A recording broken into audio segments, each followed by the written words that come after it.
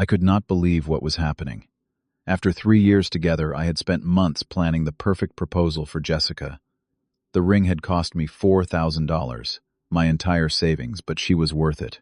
We had dinner reservations at Skyline, the fanciest restaurant in Seattle, with a view that would make her gasp.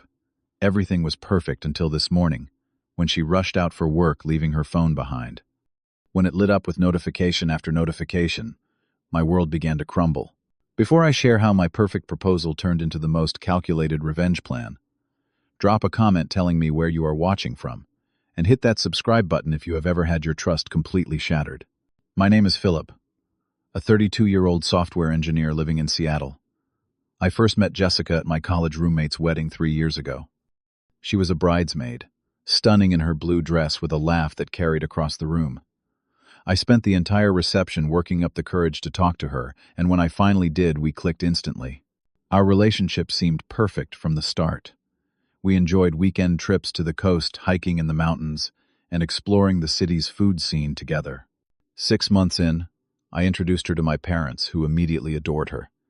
By the end of our first year together, we had already mapped out our future: marriage, a house in the suburbs, and eventually 2 kids. Last year, we decided to move in together. I gave up my downtown apartment to move into her more spacious place in Queen Anne. We merged our lives completely. Joint bank accounts, shared streaming subscriptions, even a rescue dog named Max that we adopted together. Everything was falling into place. For months, I had been planning to propose. I saved every extra dollar from my paychecks, skipping lunches out and working overtime to afford the perfect ring.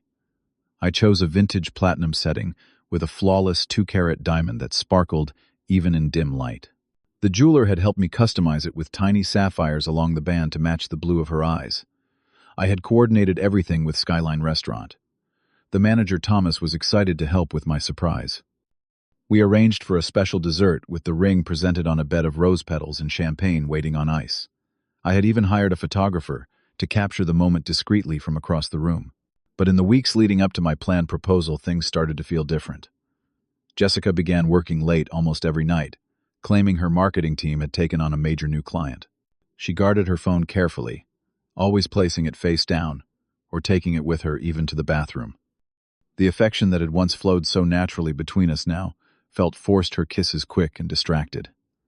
I tried to talk to her about it once. "Is everything okay?" I asked one night as we lay in bed, her body turned away from mine. "You seem distant lately. Just stressed about work," she replied without turning around. "This client is really demanding." I believed her. My parents had been married for 35 years, and my dad always said the secret was trust and giving each other space when needed. So I pushed my concerns aside, focusing instead on our upcoming special night. The morning of the planned proposal arrived, and Jessica was unusually flustered. She spilled coffee on her blouse, cursed under her breath, and rushed to change. In her haste to get to an emergency meeting, she forgot her phone on the kitchen counter. I noticed it about an hour after she left, the screen lighting up repeatedly with notifications from a group chat labeled "Work Team." At first, I respected her privacy. My dad also taught me that relationships thrive on mutual respect. But as the notifications continued for hours, something felt wrong. The messages kept coming one after another with an urgency that seemed strange for a work conversation on a Saturday. As I sat there staring at her phone, memories of the past months replayed in my mind. The late nights, the decreased intimacy, how she turned her screen away when I entered the room. The perfect life I thought we were building started to show cracks I could no longer ignore. By noon, the notifications had become impossible to ignore. Her phone had been pinging nonstop for 4 hours. What kind of work, emergency, required this much communication? With each new message, the knot in my stomach tightened. I had never checked her phone before.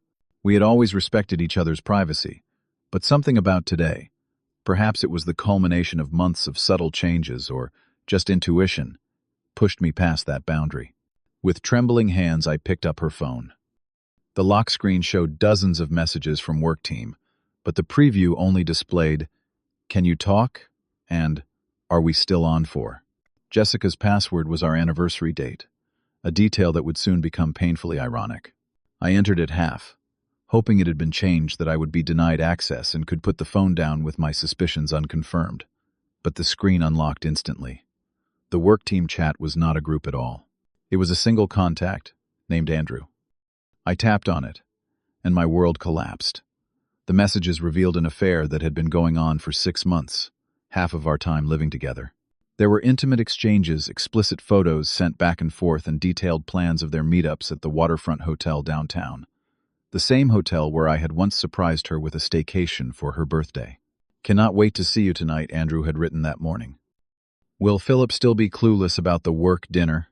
"Completely," Jessica had replied. "He is actually planning to propose soon." I found the ring receipt in his email. So pathetic. My hands went numb as I scrolled up through months of messages. They mocked me repeatedly. My receding hairline, my boring career in software, even how I chewed my food. Jessica had shared every private insecurity I had ever confided in her, turning them into jokes for her lover's entertainment.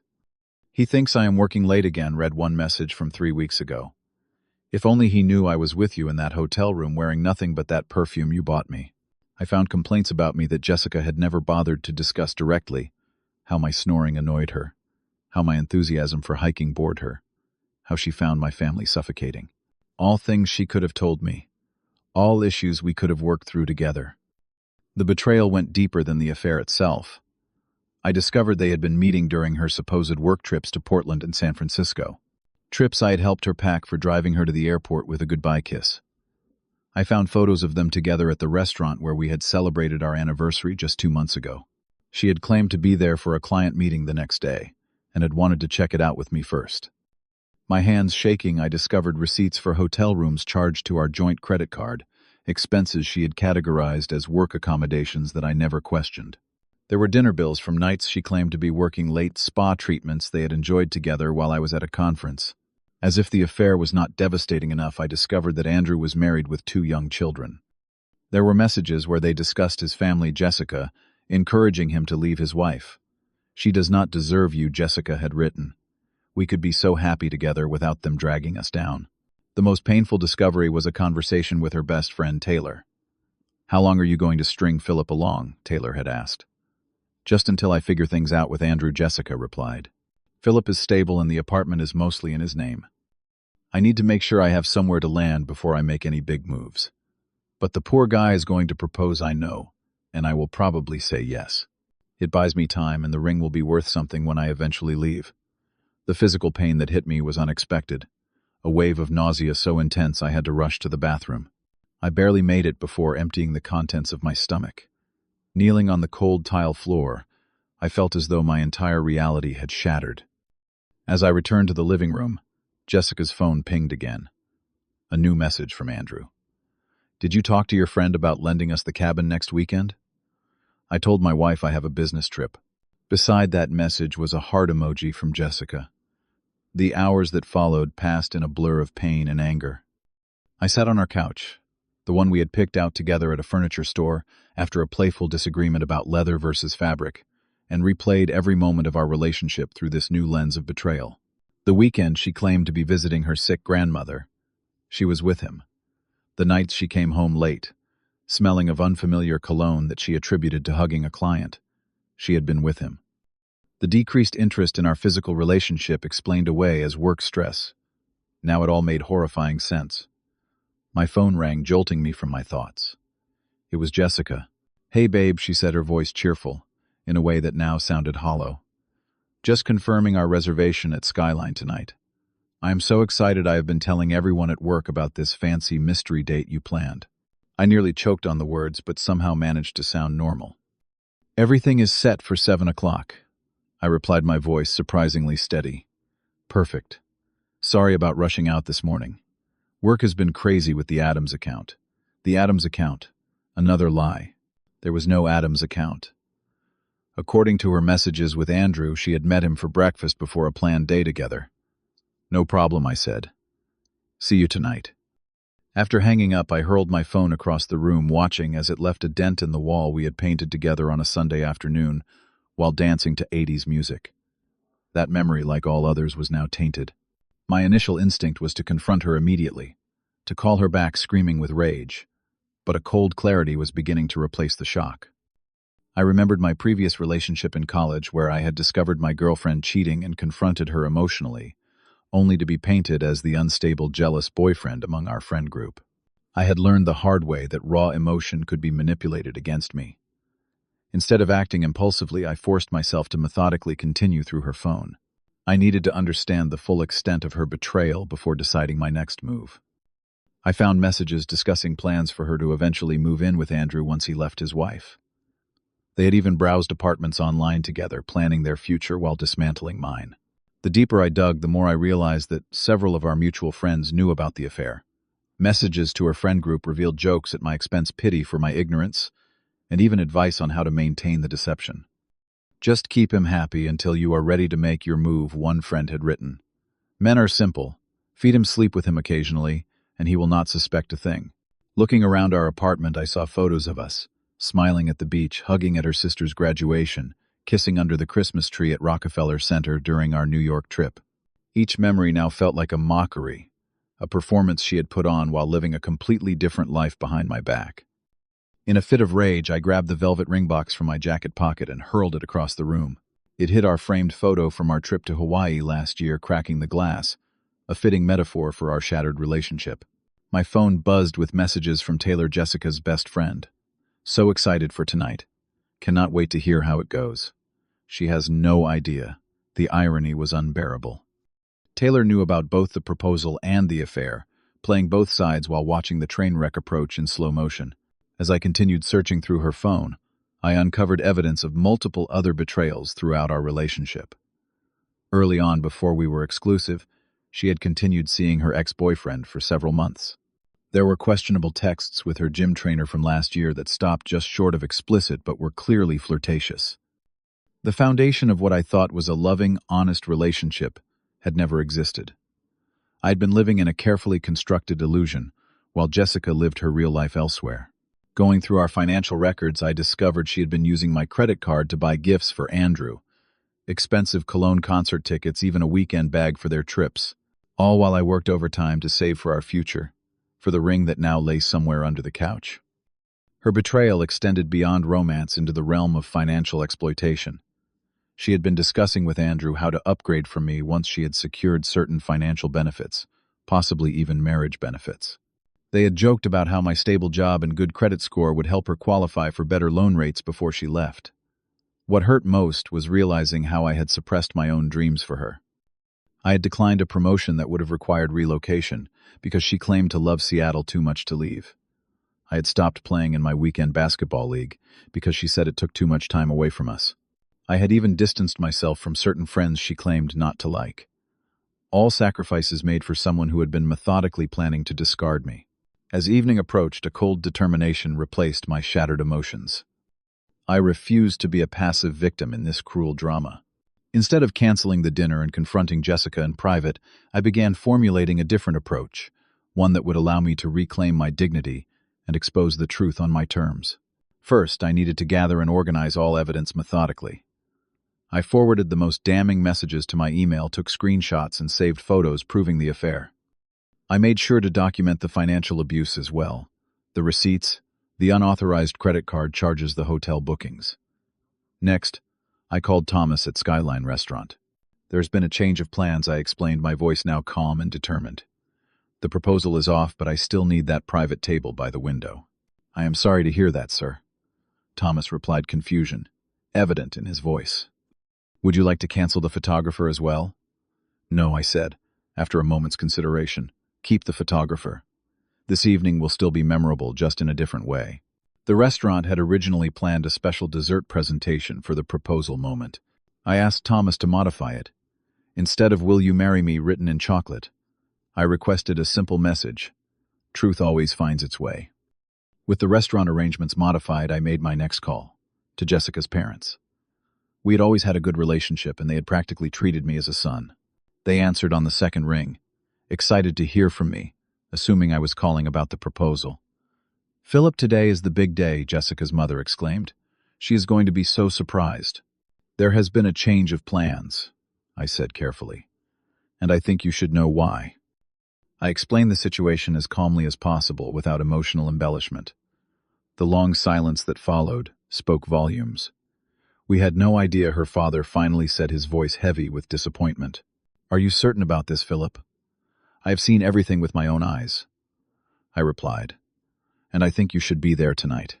After some discussion, they agreed to be at the restaurant, seated at a nearby table, witnesses to the truth their daughter had hidden from everyone. Next, I had to address Andrew's family. This was the most difficult call, but necessary. I found his wife's contact information through social media and reached out to her privately. No spouse deserves to be left in the dark about their partner's infidelity. "I do not know you," I wrote in my message to her, "but we are both being betrayed by the people we love. I have evidence you need to see, and it will be revealed tonight at Skyline Restaurant at 7 o'clock if you want to witness it yourself." With these pieces in place, I turned my attention to practical matters. I transferred half the money from our joint account back to my personal account. Only what I had contributed, not a penny more. I packed essential belongings and important documents into my car, ready for a swift departure after dinner. I booked a hotel room for the night, knowing I could not return to our apartment after the confrontation. This would be my first step toward rebuilding my life, a temporary shelter while I figured out next steps. Throughout these preparations, Jessica continued to text me excited messages about our date. Each one twisted the knife deeper but strengthened my resolve. Her final message read, "Wearing that blue dress you love so much. Cannot wait to see you." The same blue dress she had worn in a photo with Andrew 2 weeks earlier. As evening approached, I put on my best suit, the one I had bought specifically for this occasion, expecting it to appear in engagement photos. The irony was not lost on me, as I adjusted my tie in the mirror, noticing how the past few hours had etched new lines around my eyes. This would not be a scene of chaotic rage or public humiliation. I wanted to maintain dignity and composure in the face of betrayal. This would be calculated, controlled, and ultimately liberating. Not a proposal, but a different kind of freedom. The freedom of truth. I arrived at Skyline Restaurant 30 minutes early, needing time to ensure all arrangements were in place. The hostess, who had been briefed by Thomas about the change in plans, gave me a sympathetic smile as she led me to the private table by the window. The view of Seattle's skyline at sunset would have been the perfect backdrop for a proposal. Now it would witness a different kind of life-changing moment. Jessica's parents were already seated at a nearby table, their faces strained with disappointment and concern. I acknowledged them with a slight nod, but kept my distance. Andrew's wife had also arrived, sitting alone at the bar, her expression a mixture of confusion and dread. I placed Jessica's phone on the table beside my water glass. I had returned it to its locked state, the evidence hidden, but ready to be revealed. At exactly 7 o'clock, Jessica walked in. She looked stunning in her blue dress, her hair cascading over her shoulders in the way that had always made my heart race. For a brief moment, seeing her smile as she spotted me, I almost wavered. Almost. "This place is gorgeous," she gushed as she sat down across from me. "You really went all out." "I wanted tonight to be special," I replied, maintaining steady eye contact. Unforgettable.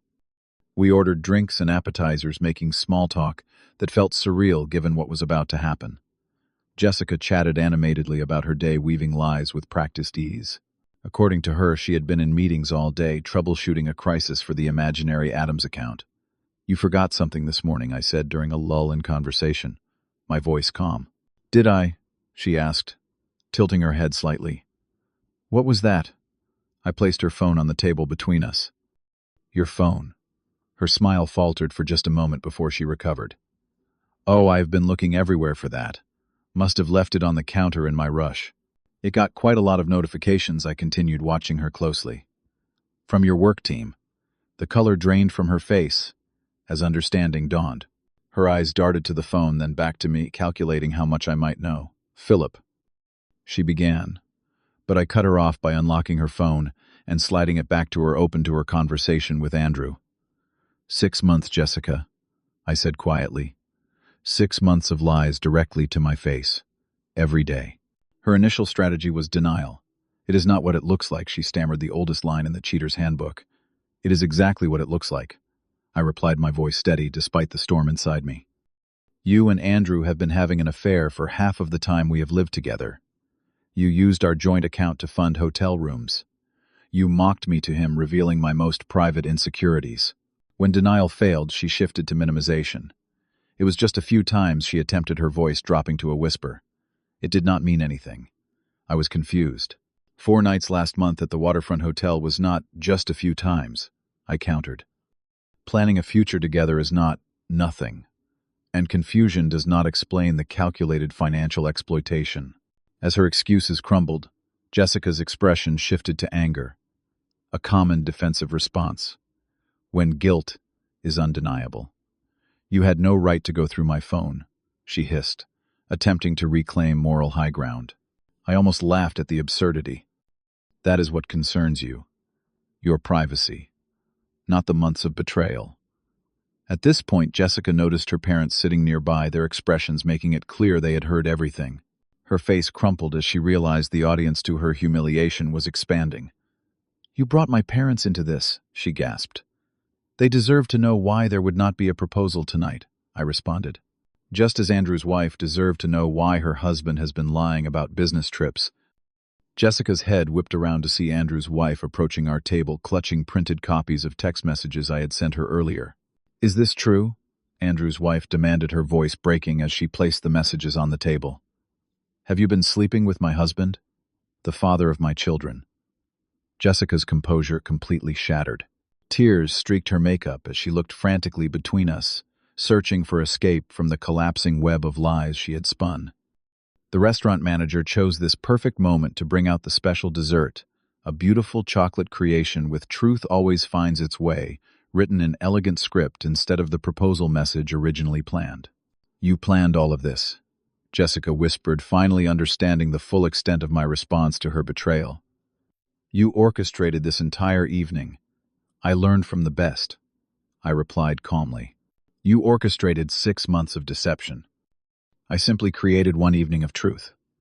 I stood up then, buttoning my suit jacket with steady hands. "The bill has been paid. The apartment is yours tonight. I will collect the rest of my things tomorrow. I have already separated our finances. This is goodbye, Jessica." The power of walking away, of being the one to end things on my terms, was indescribable. As I passed her parents' table, her father stood and embraced me briefly. "We are so sorry, Philip," he said. "You deserved better."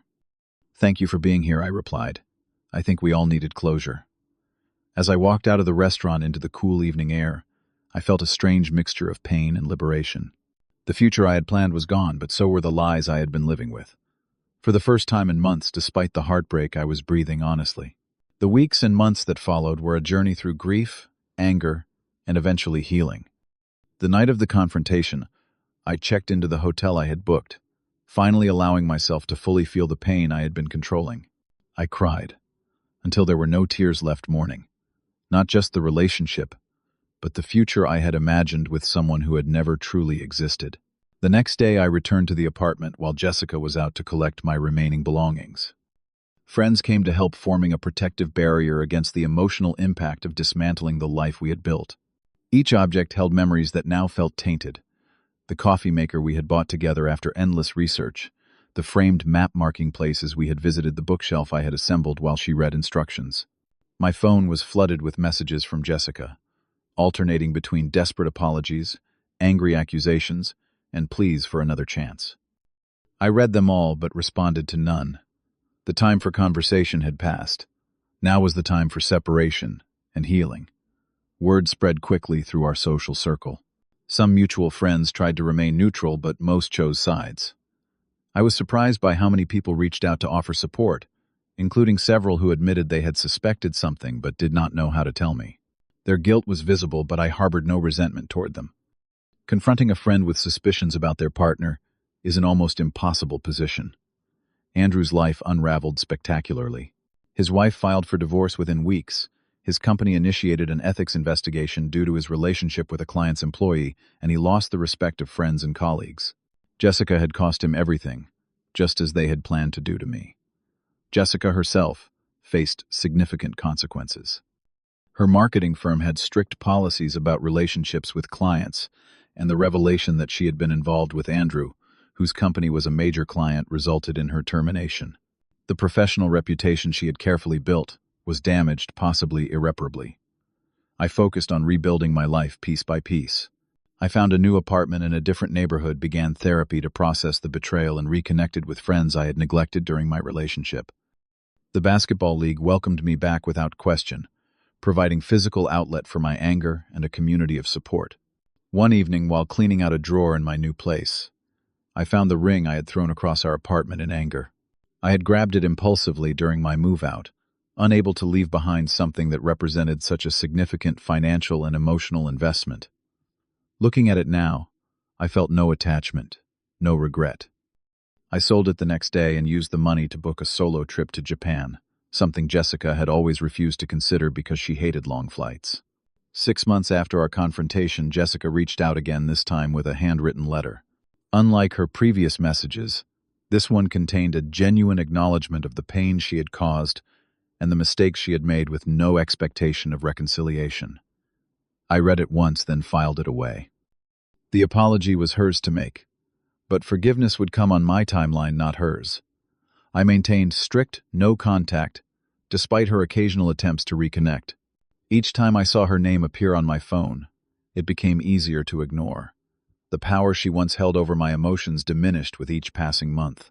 Almost exactly 1 year after that fateful day, I ran into Jessica at a coffee shop. The universe has a strange sense of irony. She looked different, her confident posture replaced by something more guarded, her fashionable style simplified. I had changed too, building muscle from my returned athletic pursuits, sporting a new haircut she would have disapproved of. "Philip," she said, her voice small. "You look good." "Thank you," I replied simply. She told me her life had fallen apart after our breakup. Andrew had returned to his wife, who took him back for the sake of their children. Jessica had lost friends, struggled to find new employment in our interconnected industry, and had to move to a smaller apartment farther from the city. Her carefully constructed life had collapsed once the foundations of deception were removed. I felt no joy in her hardships, but no pity either. Just a detached acknowledgement that actions have consequences. Meanwhile, my own life had flourished in unexpected ways. I had received the promotion I had once declined, made new friends who valued honesty, and even begun cautiously dating again. The contrast between us could not have been more pronounced. "I really am sorry," she said as we prepared to part ways.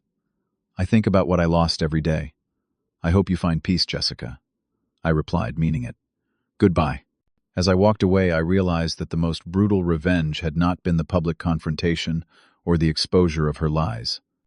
It had been simply moving on and building a better life, one based on honesty and self-respect. 2 years after discovering Jessica's betrayal, I can look back with clarity and even gratitude. That painful day set me on a path to deeper self-understanding and more authentic relationships. Through therapy, I recognized patterns I had ignored, how I sometimes placed others' needs above my own to an unhealthy degree, how I overlooked red flags in the name of trust. The experience taught me that the real measure of character is not how you treat people who can benefit you, but how you handle situations where doing the right thing is difficult. It showed me that standing up for yourself does not have to mean descending to the level of those who wronged you. And most importantly, it revealed that sometimes the most powerful response to betrayal is simply refusing to allow it to define your future.